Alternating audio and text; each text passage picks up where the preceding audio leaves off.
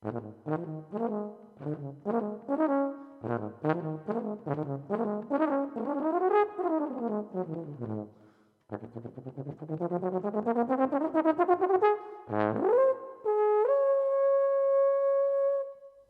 and welcome.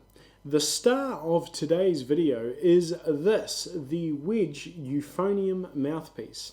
I did a video on the Wedge cornet mouthpiece, on a Wedge cornet mouthpiece a little while ago, where I gave my first impressions of that mouthpiece. However, I'm not a full-time cornet player, and it was just a random off-the-shelf mouthpiece that somebody loaned to me, as opposed to one that was specifically designed for my playing style and approach and all the rest of it. So this video is a little bit more in-depth about the buying process of getting a Wedge mouthpiece just for you.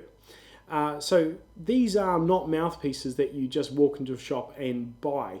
You're encouraged to sit down and have a conversation, which in my case happened over Zoom, with the founder of the company, a guy called Dr. Dave, who is possibly the most knowledgeable person about mouthpieces that I have ever come across. Personally, I can't think of a more dull and uninteresting field of knowledge, but you know, there are different things appeal to different people. So as part of that initial interview, I discussed with Dave the mouthpieces that I use traditionally. So this is my standard eupho mouthpiece, which is a Dennis Wick Heritage 5AL. And so I was honest with Dave that there was not really anything extra that I was looking for specifically. I was just interested in trying the Wedge Experience, including the purchasing side of things, so that I could create a review video on it. So we went through the process. He recommended this mouthpiece. I subsequently paid for it and he shipped it to me. From a buying perspective, I cannot fault the experience. Dave is an incredibly knowledgeable person. He took time to understand what I was looking for, made recommendations, and because I was getting a silver-plated version and not a gold-plated version, I had the option to send it back for free for a refund if I didn't like it, or to swap it for a different size if we needed to fine-tune the selection. So that was absolutely fantastic. The shipping side of things, it took 5 or 6 weeks, which isn't his fault. He sent it out pretty much straight away. It's just an element of the global shipping situation when you want to send stuff from the other side of the world to New Zealand.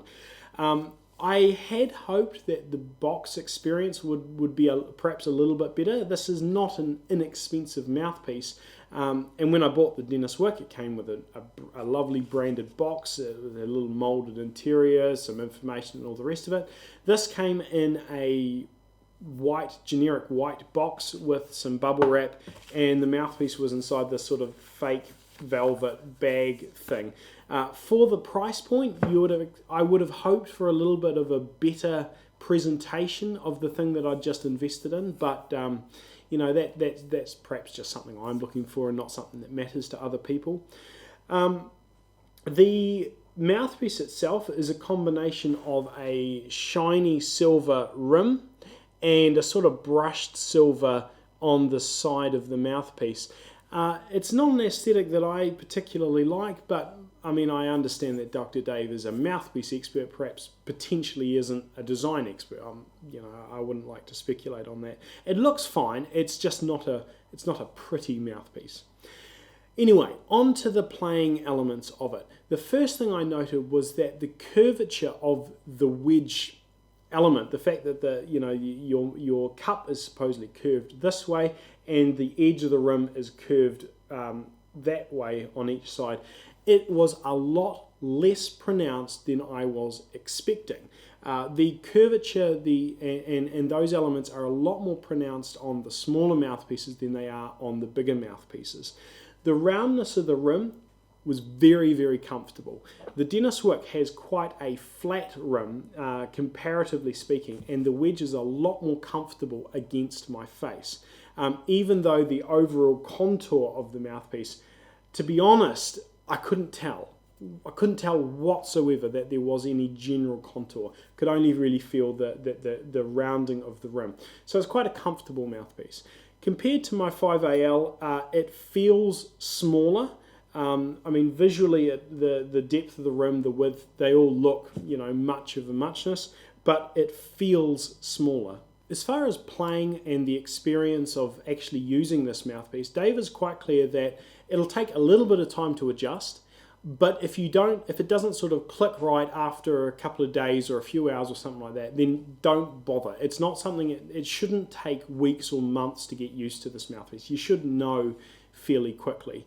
And so in my experience with this, there's very limited improvements compared to my dentist work. It wasn't a step change for me. It's not necessarily to say it won't be a step change for other people, but for me and the playing that I do, it wasn't a step change. I took this to a band practice, and in the context of playing in a band, I couldn't really notice any difference. Solo playing, just when I'm here at home, the sound feels a little bit more compact. The agility and flexibility is about the same. I feel like I have potentially a little bit more control over my vibrato and some of the stylistic elements that I might put into a slow melody, but I can't play with the same volume that I could play on the dentist's work.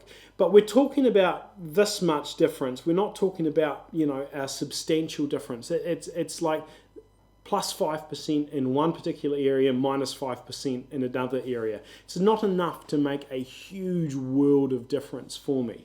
So it leaves me with quite a difficult choice to make. Do I stick with something like my dentist work, my old friend, because I've used it for so often? Do I stick with something like this, or do I make a change to something that makes some elements of my playing a little bit better, some elements of my playing mildly worse, but overall is just much of a muchness? I don't know. I probably will go through the expense of getting this gold-plated because I just prefer the feeling of a gold-plated mouthpiece, and then sort of revise my decision. So anyway, at the start of this video, I played something a little bit quicker, and I'm going to end this video by playing something a little bit more expressive. Please let me know your thoughts on this video, and thank you very much for watching.